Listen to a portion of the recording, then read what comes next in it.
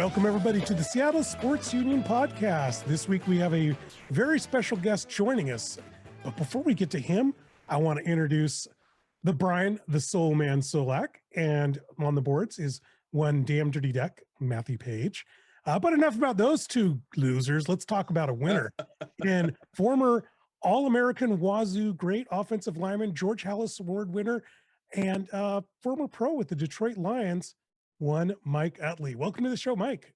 Gentlemen, thank you for having me. I appreciate it. Well, thank you for being on the show. And this is one that I know my cohort here, Soulman, has been wanting for a very, very long time. It's exciting to finally have you, and thank you for sharing your time. You bet, guys. Quite an honor, Mike. Once again, like Abe said, it's we're very honored, and we truly appreciate you joining us. Before we get in to talk about your career, though, we know you went to Kennedy High School, and we know they're Catholic high school, and I know Abraham doesn't want to admit that he went to this other school, but Abraham and I went to Blanchette or Bishop Blanchette, whatever they're called nowadays. And I mean, did you ever play against Blanchette back in the day in football or basketball? No, never did. Never, no. Are you aware of the high school though? I've growing heard up there, them, but no, never came across them. And that's how Abraham feels about them anyway. So that's a good answer. It's better if nobody hears about him. Well, he was too busy, Brian, riding his Harley back then, right? Oh, that's right. I tell us about that. I heard you rode a motorcycle. I believe it was your senior year in high school. Is that true, Mike? No, I didn't ever got them. I rode my brothers, but then my parents found out that you had to be at least 16 and have a license to ride a motorcycle. So that ended that very quickly.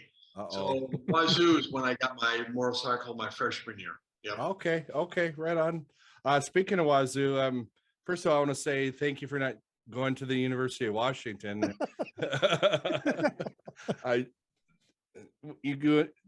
All our fans could fill in the blanks there, but we do appreciate that. And why Wazoo, though? I want to ask. I mean, was it because of Bob Robertson being the greatest play-by-play broadcaster? Was it Jim Walden being a hell of a head coach, or was it just, did they bring Keith Jackson in to seal the deal for you? I mean, how did you go? Tell us how you got recruited to Wazoo. Well, you know what? I'm glad this is a great question. And originally, I had the opportunity to go to a couple schools, but I nailed it down between University of Oregon and Washington State.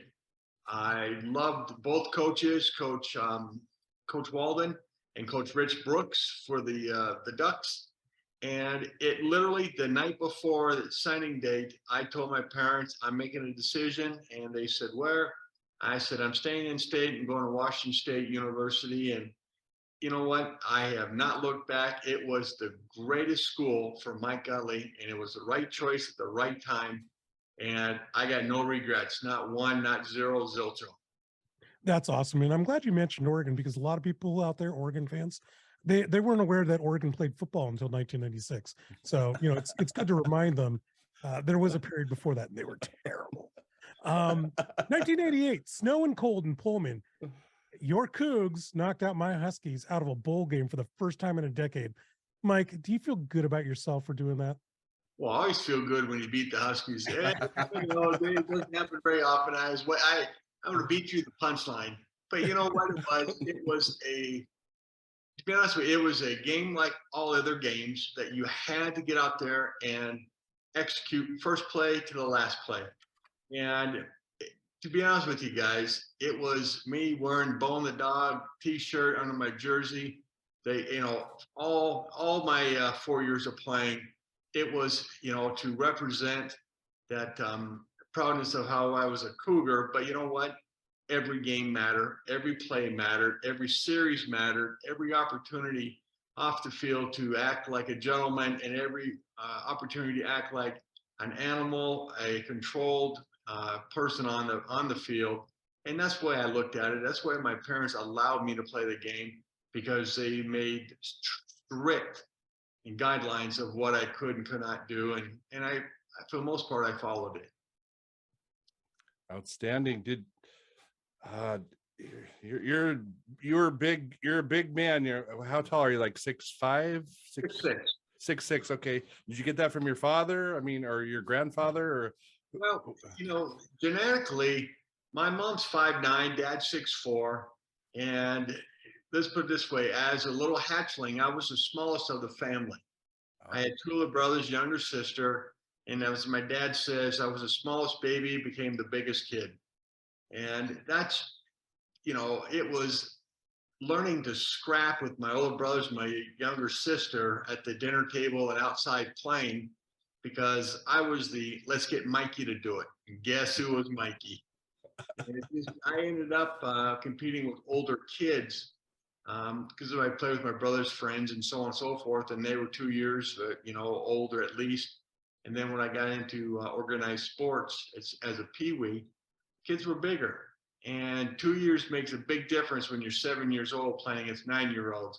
It's a whooping. Let's put it that way. For those younger listeners out there, the Mikey reference, you would have to have known cereal commercials in the 70s and 80s for that to make sense. But that is true. I got it.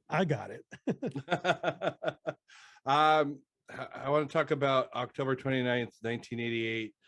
My father and I were getting ready. We went downstairs, turned on the TV. Wazoo's down in UCLA. You guys are playing against the number 1 ranked team in the country with Troy Aikman. I mean, and one of my favorite memories, I have many memories with my father. I mean, God bless, he's still alive, but you guys went down there and beat them 30, I believe it was 34-30. And I don't know if this changed my ways in that, because I ended up going to Wazoo, 4 or 5 years later, because I grew up wanting to be a Husky, and that quickly changed. But tell us about this game, going down to beat up on the number 1 ranked UCLA. I mean, that had to have been a thrill. Mike, tell us about how Solack got an awakening of sorts when he was a teenager. Exactly. When it came down to the UCLA, they were ranked number 1. Troy and the fellas, they were great, but you got to play on Saturday for college, and and it came down to it. On this given day, coach had us right. And the first half, we were getting beat. What's his name? The quarterback for us. The quarterback for the. Is it Rosenbaugh? Oh, Tim Rosenbaugh. God dang it! Thank you. He was getting hammered, and 3 things happened when we went into the locker room. Coach came and yelled at the defense. Oh my God, did he yell?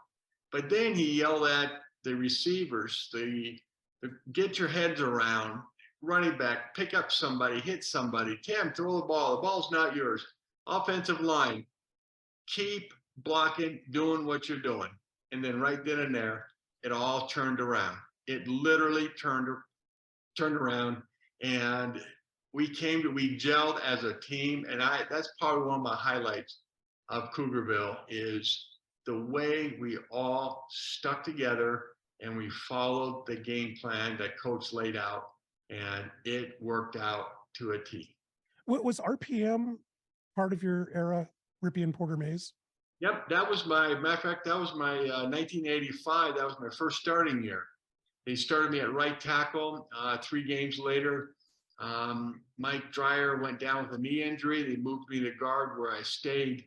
But Ripien was my first quarterback, and then Ruben, and then Mays for 2 years because he was a year younger. And then ultimately, long story short, he became a Super Bowl champion and beat the Lions twice. But that's for another question. Well, I got a question for you. You would have played alongside Paul Wolf, I believe. Yep. I got my undergrad at Eastern, so I have a certain love for Paul Wolf. I know it didn't work out at Wazoo, but he was immensely successful at Eastern, and hopefully he will be with Cal Poly Mustangs, I believe they're called. Yep. Any good memories of him? Did you ever think like this guy's going to be a head coach one day? What we have is just a real quick funny story. We were at a fundraiser. I was already hurt, and I came back, and it was for the Cougars, and Paul Wolf was there, and we were talking, and he went up on top of the stage and was doing his little speech and getting the guys all riled up. And then he came to me, he goes, the only issue I ever had with Mike Utley, he was a junior, I was a senior. That guy kept stepping on my dang foot. And then, the crowd, kind of said, ooh. I said, Mr. Wolf, I said, Coach Wolf, if you were fast enough, your foot wouldn't have been there. And they knew that I was still the alpha dog in the Cougarville for that few minutes. But you know what it was? He was a great teammate. He worked with us, and he controlled the line when he was at center. He did a fine job. Awesome. You have a favorite Jim Walden story you would care to share with us? Oh, everyone brings this one up. It was my end of I had one full year, and then it was summer school.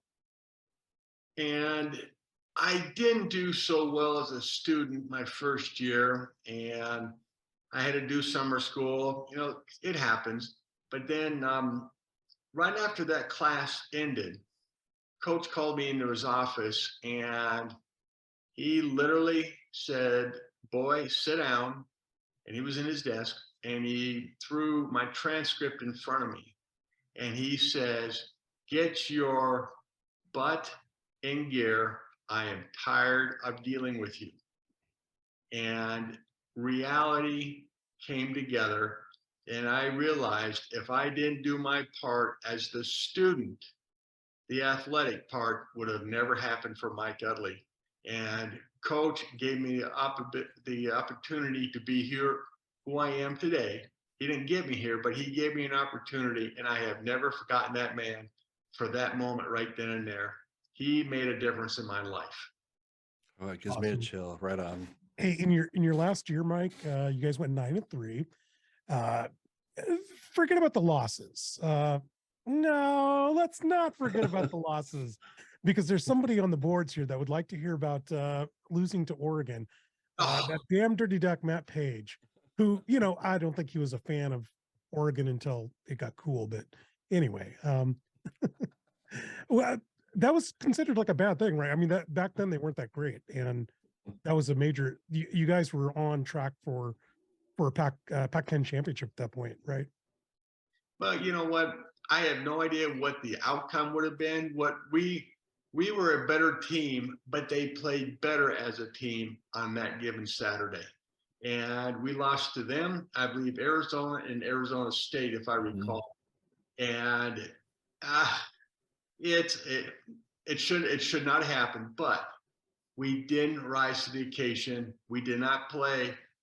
We played to the ability of our opponent instead of to our ability.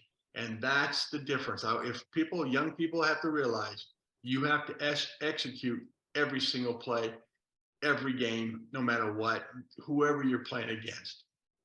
Follow up to that question. So what's the mindset when, okay, the title is out of the picture, but you still have a lot to accomplish? How did your coaches, or even leaders like you and Paul Wolf, how do you go about saying, okay, regroup, we can still make something out of this season? Because 9-3 back then was still actually a very good season. Yeah.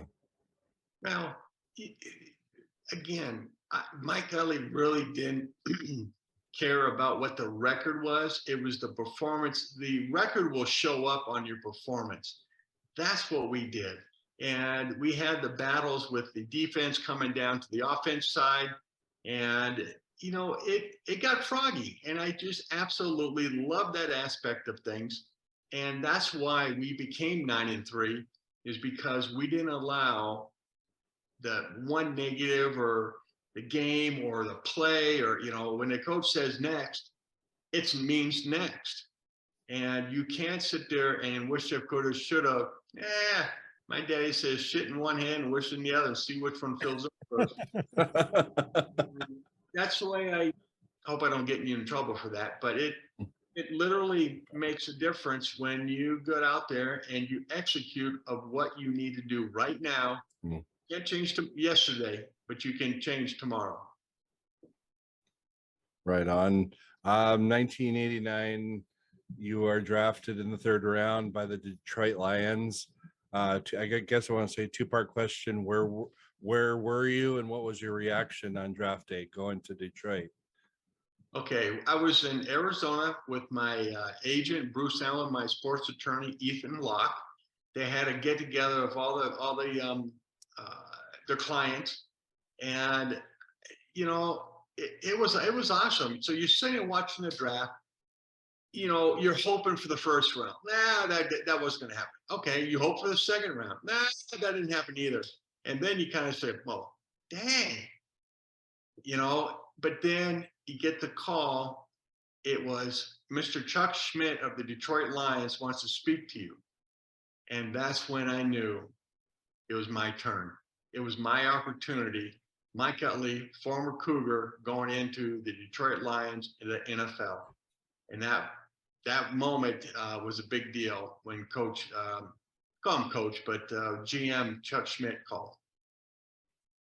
Ooh, that gives me a chill. I don't know if it's because it's cold here or that's pretty awesome, but probably both.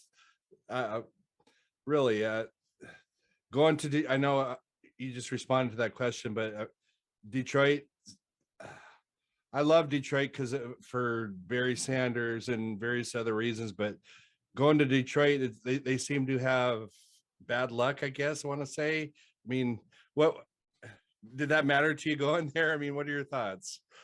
Well, you're one aspect of it. You have a job to do your damn job. Yeah. You know? I mean, that's number one. Yeah. And what happened for Mike Utley, I was there. I was the only rookie offensive lineman they brought in. Everybody else was at least a lion for at least 2 years. There was guys that were 5-year starters, and we had 7 weeks of training camp. We had the Hall of Fame game. And so 7 weeks going into this, and let's put it this way, when you're the only rookie, they don't want you there. They don't want you. You have long hair, bleached hair, you wear earrings. That is not what generally offensive linemen look like. And you know what? And trust me, they were brutal. But now I understand it because that's called hazing. I believe in hazing, not hurting. Hazing to make you a part of the team if you can hang up or handle, you know, the atmosphere, because there's a big difference between college and the pros. And so 7 weeks came along, and then this is a story with Mike Utley and the Detroit Lions. When it was the first game, the coach Font says, all right, first team up. And all of a sudden they said, Malinicek out, Utley in. Oh. That was my first NFL game, first experience. And that's when everyone says, all right, now, young man, we're ready to turn it up a notch. Let's go.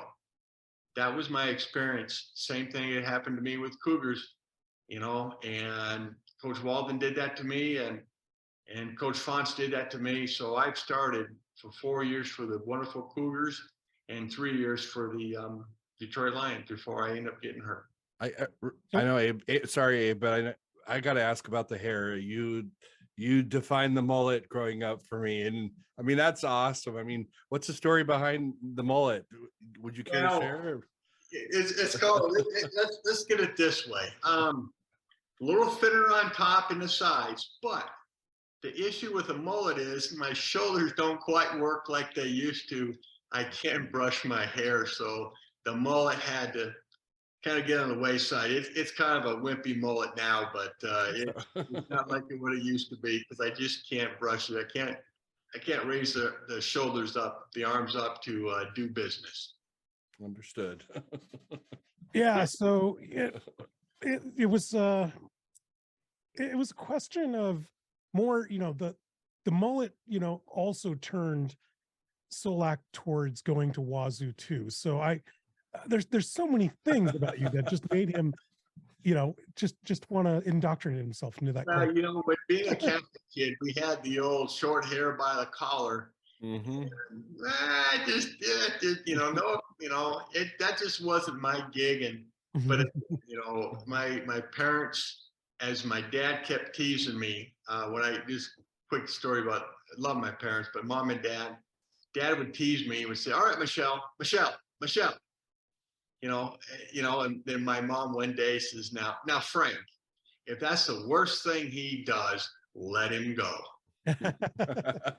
Never in trouble, it's one of those things. And so the teammates teased me a little bit about it, but you know what, it's part of the game. Got an actual football question here for you. Enough of these softballs. Let's get to the hard question. Why was the Wayne Fonts run and shoot the only run and shoot that actually ran the damn ball?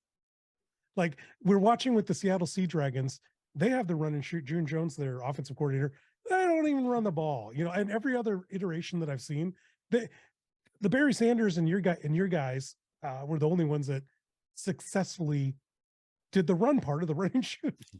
Well, we had that with Erickson, and then when we were in Detroit, again, it's personnel. It's truly personnel. And, with Mouse Davis, he had the little munchkins. Oh, Jesus Christ. These guys couldn't even get rides at Disneyland. They were so short, but they were some of the toughest little fellas I have ever seen my entire life. And I tell you what, Coach Davis, he picks June Jones when he was with the Lions. They ran a tight ship, and these guys knew their routes. And I love the run and shoot, but you've got to have a tight end every now and then. Yeah. You don't have a tight end, you limit yourself. When you say little guys, you're referring to like the wide receivers. Brett Perriman. You have Richard Johnson. You had we called him Divot. He was from Colorado, University of Colorado, little fella. Again, there was a dozen of these guys, and they rotated plays in and out, and they were good at their job. They just have to be leprechaun size. That's all. Right on. Oh man, I don't want to lead into this but November 17th, was it 92? 91. I apologize. You care to discuss what happened? I mean, about the injury. I mean, what? No, I do not. Okay, tell us a little. Oh, for God's sakes, my goodness. Wow. Take the panties off. Come on, put the boxers back on. My good man, I have absolutely no regrets. You ask me any question you want, because you know what? This is life. This is Realville. There's consequences for every choices. Again, there was a choice I made to cross that white line and got on the field. Yeah. It's a violent sport. I have no regrets, and so my friend asked the question. What was it like? I mean, what was it like? What the play that? I mean, tell.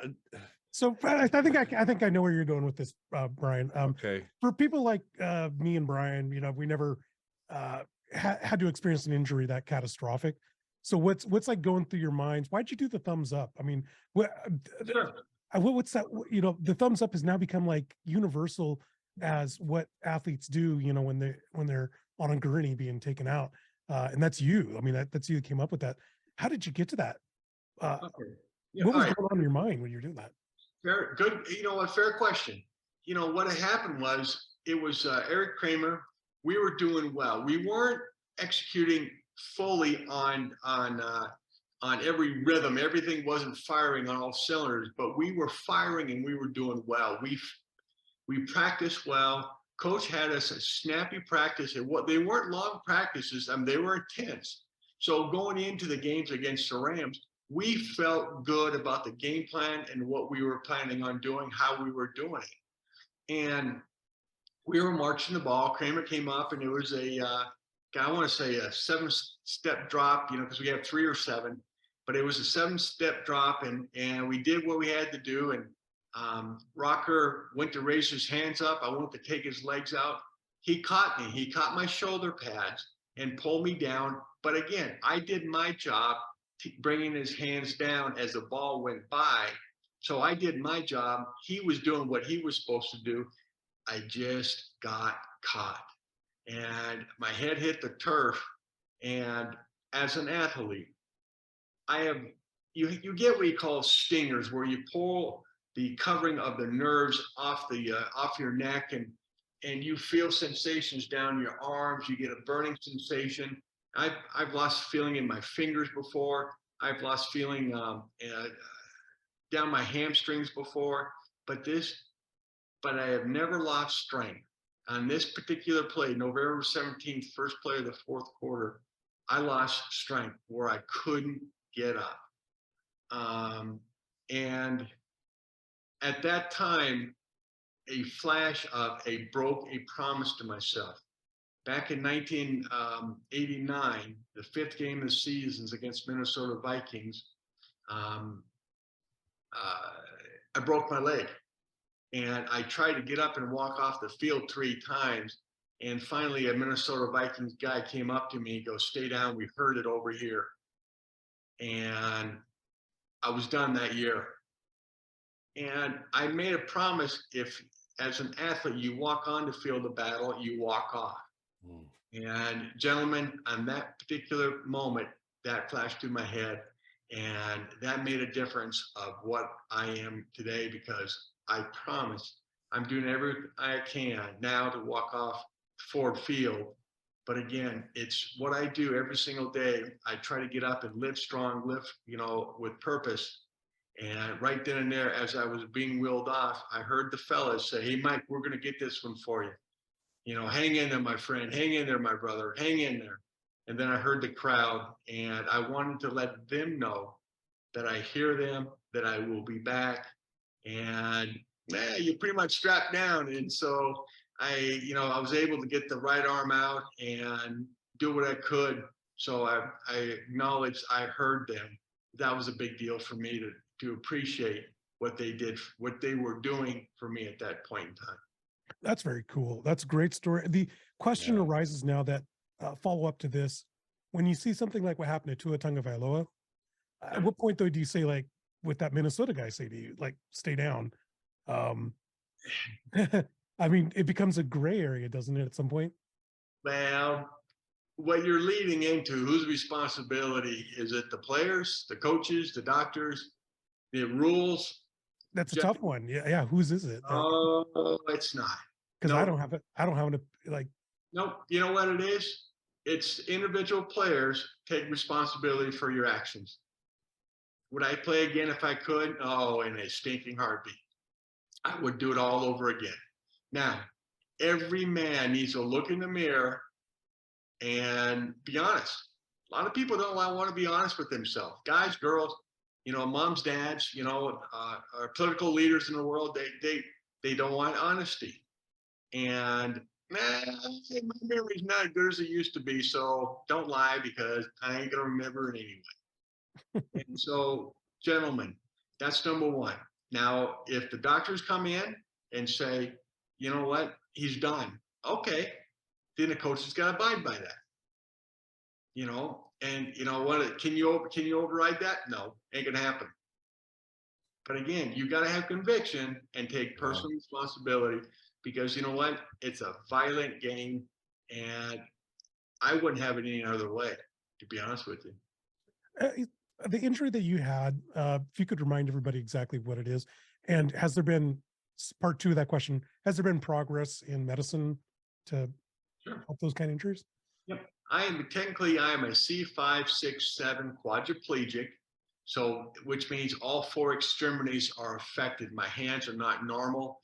And again, I'm paralyzed. I am what they call a incomplete. I have function and sensation below my injury. And when it comes to progress, is there drugs that are going to get you up and walk again? Nah, it's not there. But what it is there is the techniques of cooling the system, getting your body to stop swelling, the swelling to get down, because people don't realize swelling does a majority of the damage because it's a closed area, and that's what keeps compressing on the, you know, the spinal cord, and that's what does most of the damage. What people don't know right now, November or August of 2018, I had what they call a corpectomy. I got a spinal infection. T9, 10, 11 vertebrae were removed, and I call it a gizmo, but it's the size of a small Red Bull can that sits under T8 and above T12. Now I have rods between T5, which is between your shoulder blades, and L4, which is just above where the good God split you. So I am starting my training, my therapy, and pulling my butt up out of the bed with bootstraps and getting every day started like I did back in 1991. So just to recap, all those C's and T's, that's all spine stuff. Okay, yeah, I'm sorry. C1. I'm not that smart with this. No, I'm sorry. No, C1 to C7 is your neck. Okay. And T1 to T12 is your back. And then you have lumbar, which is basically working way down towards your tailbone. Sure. Okay. Nerves comes out from there. So basically, I've been at the chin and I've been at the waist, nothing in the middle anymore. So interesting. Okay. It's, you know what? Life's a choice. Is it easy? No. Was it easy to every single day to, you know, get up and go to the classes and struggle through that and get to that and be a 4-year starter for the Cougars? No. Was it easy 7 weeks of training camp and being a starter in the NFL as a rookie? No. Is it easy? You know, life's not easy. No one owes you a dang thing. But what you owe the world is the 100% of your the opportunities you're given to go out there and push yourself. You mentioned if you could go back and play again, you would. Would you do anything different? Oh, hell yeah, I would. I would break my damn neck. You know, I'll probably be a kicker, you know, like Jason Hanson or Eddie Murray or some of these other little fellas that played 20 plus years in the league. No one hit them. I would find a job in the NFL that no one hits you for, you know, consistently. But no, you know what the difference I would tell, especially the young guys now, 2 things I wish I would have done differently. I would have hired a chef to cook all my food during the season. It's just so hard, you know, being a single guy and, you know, that kind of stuff, or, you know, the amount of food I needed or wanted, you know, to eat and that kind of stuff. And the second thing, I would hire a speed and strength conditioning coach during the off season. From the moment I got out of that day, you know, you're released however far you go. The moment you're released, I would start getting back on doing that right then and there. Those are the 2 things I would have done differently if I had the opportunity to do it again. Okay. You would have taken Jason Hanson's job and told him. Oh, wait. Well, you couldn't get away from that guy, right? He was at Wazoo with you, and then. Oh, he followed me. I just, you know, those damn little fellas. But you know what? It was a funny story. Coach Fonts came out and snagged him up. But you know what? Coach Fonts and Jason Hanson was at the right place at the right time. And you know what? He made a name for himself, and he's going to leave a long legacy, not only at Cougarville, but with the Lions. And he's got to be proud of that. He's one of the best of the best. And I can't take that away from that little fella. Shortly after your injury, I believe it was maybe the next year after, but you started up the Mike Utley Foundation, which my wife and I just recently signed up to make a monthly donation to. A great cause. Will you tell our fans about Mike Utley Foundation, what it's all about? You know, there's 3 things. It's research, education, and rehabilitation. And number 1, if we can find a way to transplant a cell, you know, adult cells, your own cells in there, to find a way so they can reconnect, that's number 1. Because most spinal cords are not severed. They're, unless you're stabbed with a knife or shot with a gun, they're not severed. They're there.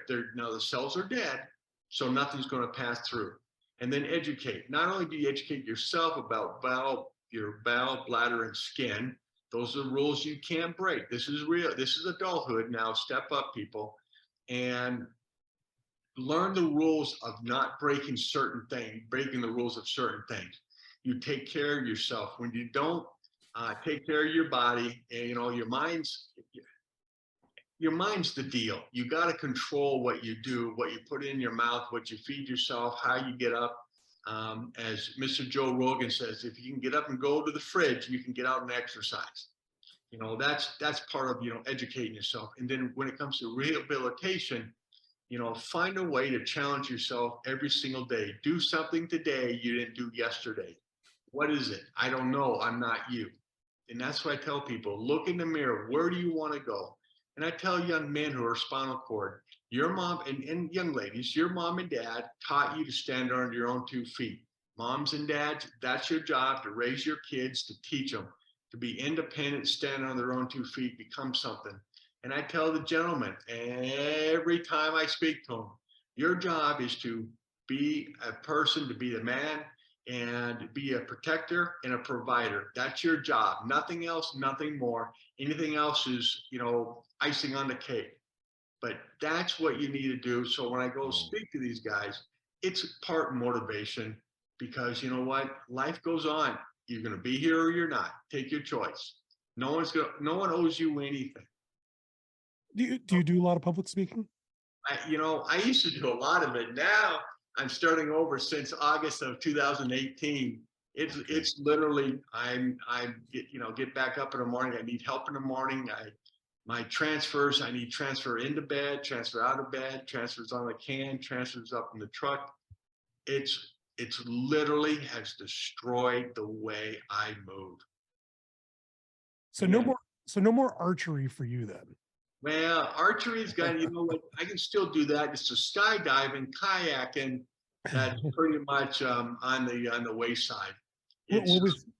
With your injury, what kind of poundage could you pull on a bow? The picture you see there, it was my wife's former boss, Ballard, Sean Ballard, I think it was. And his kids had a bunch of bows, and they allowed me to use those, for practicing and that kind of stuff. I'm more of a gun guy than a bow guy, but it's fun because it's all challenging. People are really. I'm glad you brought that up, because that bow was a balance thing. The strength was still there. I had the strength, the upper body strength that came back.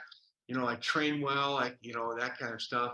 So the strength was there. It was the balance from left to right, forwards and back, that you have to, learn to do, because you don't have the muscles anymore. Can you still go to the range for shooting? Oh, yes, I can. All right. Yeah. Well, the best part is when I was in Detroit, all the fellas on Saturday, because we had a small short practice in the morning, and then we had either meetings at night if it's a home game, or we got on the plane, Saturday night kind of thing. And so Saturday, all the fellas would go golfing. I went to the gun range. I found this thing in downtown Detroit where it's an indoor gun range where you can hit a button, the target will come to you, and the target will go away from you. I ain't have to walk nowhere. For a big 300-pound lineman with a bum knee and a bum hip, that was a great find for me. And so I would go and shoot 500 rounds every Saturday on home games. Okay, so I'm going to avoid all the easy jokes about Detroit and gun. We'll just go back to the regular questions, Brian. I do have to 7 jokes lined up in my head. I do have to ask. I Mike, I heard you had. I don't know if you still own it, but I heard you had a pretty sweet monster speedboat that you used to drive up and down the Columbia River, I believe. Care to share? Is that a true story? And I still have a Fountain 29-foot Fever. As Reggie Fountain would say, this is my Ferrari of all my boats. It's the smallest dual engine, 800 horsepower, 80 plus miles an hour up and down the Columbia River. The problem I have, I live on the beautiful Columbia River from dam to dam is 40 miles. So the wife and I jump in it and we go 30 seconds up, and then we float all the way down to the house and get back in. We'll bring it up on dock, up on the lift and everything. But that boat is it's a fun story. We like being in it. It's a great tool, a great time. But you know what, you guys, it was therapy for me. What does that mean? That I went down there to the dock. I transferred onto the back end of it. I jumped down onto the back seat. I swung the swivel seat around. I jumped in there. I jumped from the back seat into the driver's seat. I locked it down, Velcroed seatbelted myself in, hooked on the dead man switch to my jacket, to my shorts, and then I lowered the lift and got off. And I did these things every day to challenge myself to the next level. Yes, it's a fun toy, but it was therapy every single time I got out there. And then when the wife and I laid on the back end, we sat there and we just laid there. I was an able-bodied guy dating a gal, then become my wife, and letting her drive it, and and all that kind of stuff. And it was fun, but there's a madness behind the toy and everything. And that's why I tell people, please don't give up on yourself. Yeah. Find a way to win. It's a small win, small victories, before it's climbing Mount Everest. It's a year-long thing for 30 seconds on top of the peak. Now, people, I love that, being on that peak, being in the NFL. I love that peak, but it took me a lot of work to get to that peak. And I have not forgotten that. And that's what, with the Mike Utley Foundation, what we tell people, earn the right to be who you want to be, and make sure you're willing to pay the price for that 100-year legacy that will happen if you train and you work hard every day. That's cool. One of the things that seems also consistent with you is you've kept a sense of purpose, even, when one avenue is finished, or one path is finished, it sounds like you keep yourself with different targets and objectives that you want to accomplish in life. And thank God that God made me American #1 and a dude #2. Because it's the thing, like when you were dating, if a girl said no, next. Yeah. That's it. Life ain't fair. Everyone, God, this is the greatest country in the world. Mm-hmm. We, as Americans, we need to give every guy and gal an opportunity.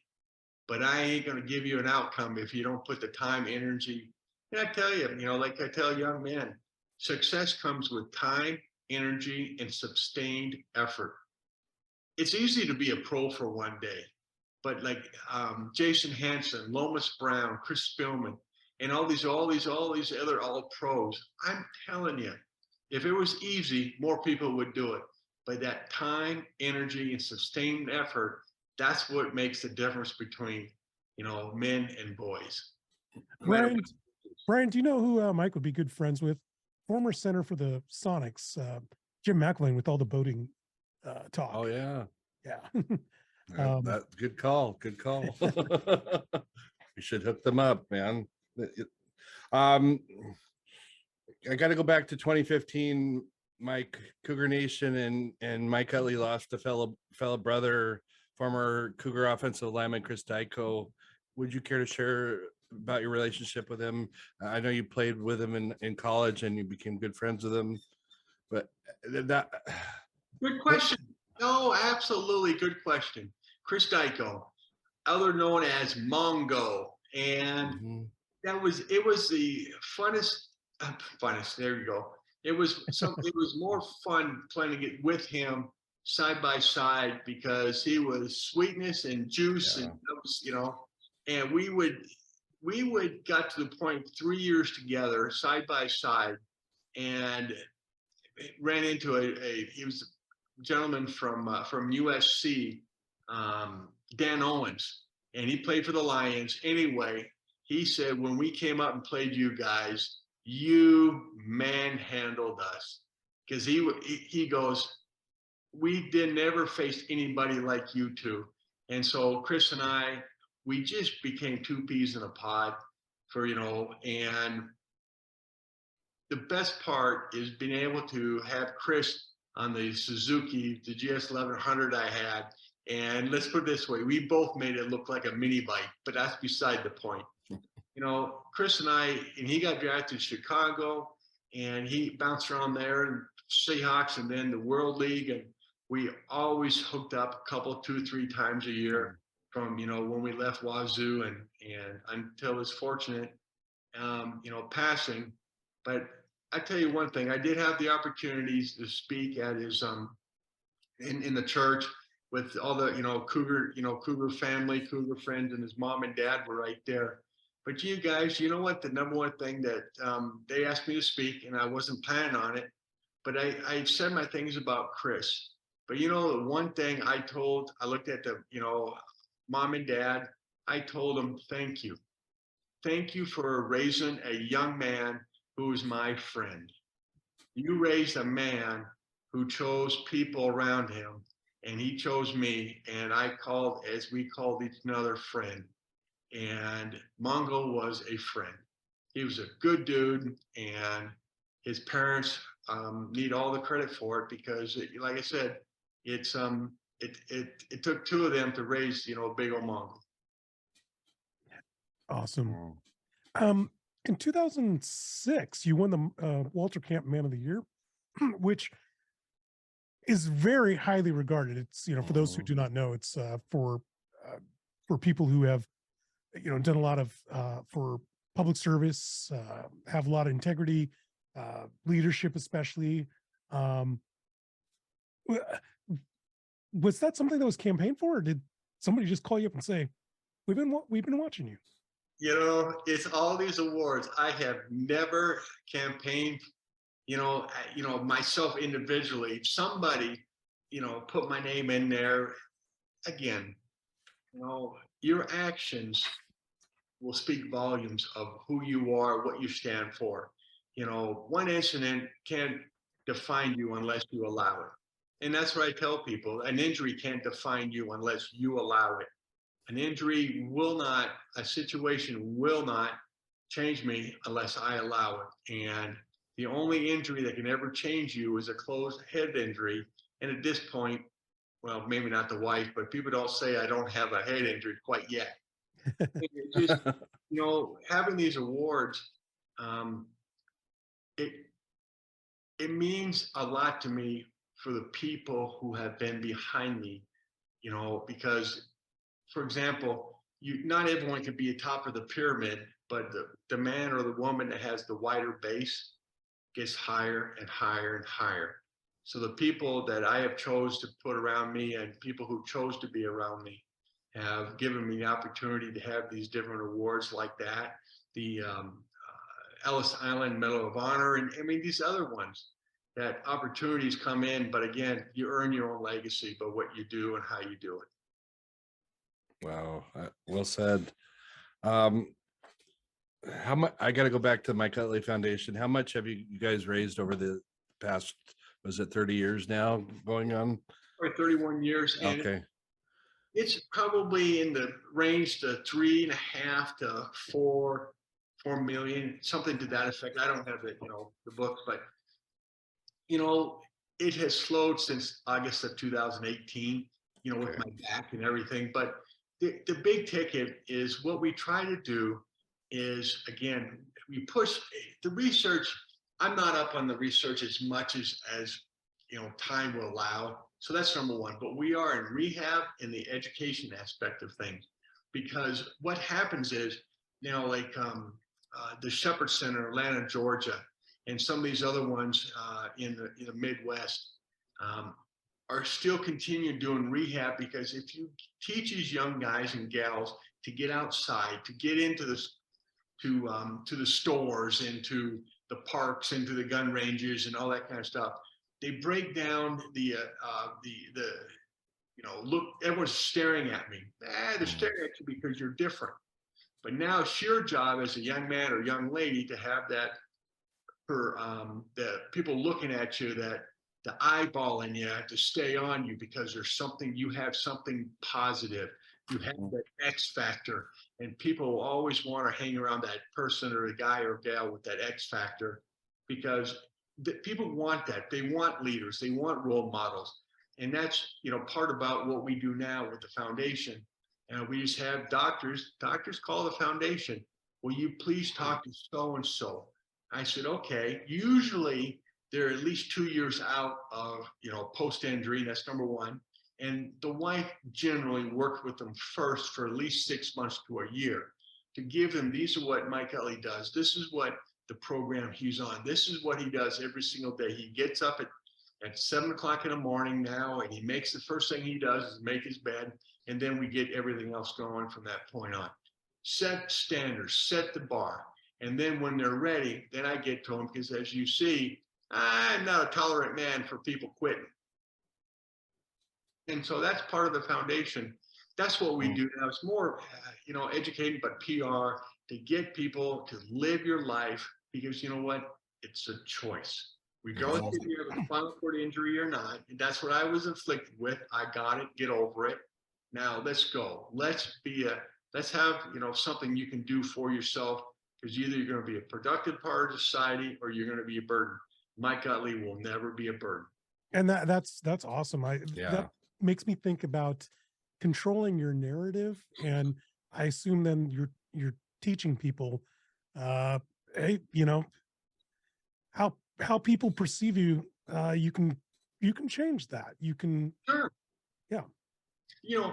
It's one of these things, I remember dating this young lady when I was in Pullman, my first year there. We got there, real early, and beautiful young lady. She said she was a senior. We met her down in Pullman, that kind of stuff. But to be honest, with Taco Bell, to be honest with you. Anyway, so she told me a senior. She gave me her number. I called her up a couple times and we chatted. And she goes, I play basketball. I said, okay. And she was only 5 foot tall. And I said, okay, well, you know what? I'm point guard kind of thing. Well, she was a senior at Pullman High School. Oh. And beautiful. I'm 19 years old. She's 18 years old. And it was the funniest thing, because when first time I walked into that, gym where she was playing basketball, the game stopped. Why? Because I had to turn sideways to get into the double doors, because they had that bar in the middle, and I turned sideways to get in. And all of a sudden, the place, stopped, and, she got teased a little bit. But you know what? That's the image I want people to feel when you're a guy in a wheelchair, a young lady in a wheelchair. Get up, get yourself ready, dress properly, dress appropriately, all kind of thing, guys. Pull your pants up. It's little things matter, gentlemen. Little things matter when you get out there in the real world and you want to make a difference. Find a reason that I want this person in my business. I want this person in my job. I want him to be my employee. How am I going to keep them? I want him as a husband. I want her as my wife. Make somebody want you and tell them to take a number. Nice. Oh, I got to ask. I mean, I thought my wife and I were I thought I was the luckiest man in the world, because I have the best wife, and we've been married for almost 29 years. But then I read on the internet, I see that you and your wife, Danny, have been together for over 20 years, and you guys seem to, you're always so happy and compatible, and you complement each other. I mean, what's the secret behind that? I mean, what brought you together? Okay, the secret is, as my dad would say, find one you can deal with. That's number one. Okay. Gentleman who's been married 60 plus years told me, when you wake up, say, I'm sorry. And then I said, but I haven't done anything yet. Oh, but you will.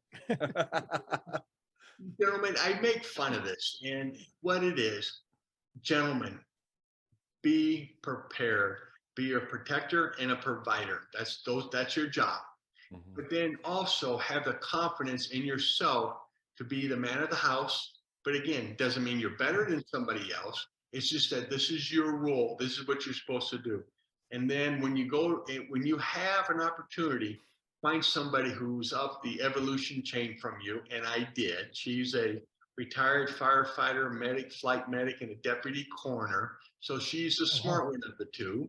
And then if you have the opportunity and you can find somebody who's rich, marry them.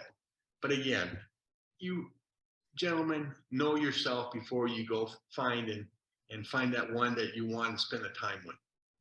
Awesome. Nice final words here. We're getting to the end of our show. Mike Utley, former NFL player and Wazoo Coug. Where can people find you? And can you tell people about your website? So where's the Mike Utley Foundation found? You can go to mikeutley.org. It's Mike, M-I-K-E, Utley, U-T-L-E-Y.org, mikeutley.org. And that's the foundation. And they can always email Danny, D-A-N-I, at mikeutley.org. And again, it's being able to reach out and to make a difference, either for yourself or for somebody else, but be a part of the solution, not the problem. Are you on social? You know what? I'm not allowed. The wife does it. Okay. All right. Well, fantastic. Well, we always like to end the show with some shout outs. Brian, why don't you go first this week? All right. I'm always known for having several shout outs, Mike, week to week, but I'm going to change that just because after talking to you, you are a true inspiration. And my shout out is to my daughter. We have a strange relationship. I just want to let you know, hopefully you're listening, or hopefully someone can let you know that my wife and I truly love you and hope you come back home to us one day. So that's my shout out. Fantastic. A quick shout out to my son, Vincent, who just got a lead position at Blue Origin. So it's great to see his career is taking off. Huh? Nice. How about that for a pun? Nice. How about you, Mike? Shout out? Shout out. I'd like to shout out to three people, Frank and Irene Utley, for giving me the opportunity many, many years ago to allow me to be the man I am today. And my beautiful wife, Danielle Dawn Utley, for being the smart one of the two, because she makes me look good. Awesome. Well, thank you, Mike, for joining our show. Again, everybody, go check out the Mike Utley Foundation. As well, take a look at us on SeattleSportsUnion.com. Check out our social at Seattle Sports U on Twitter and like us on Facebook. All right, guys, we'll be back next week. On behalf of the Soulman Brian Solack, that damn dirty duck Matt Paige, and myself, Abraham DeWeese, we'll see you guys next time.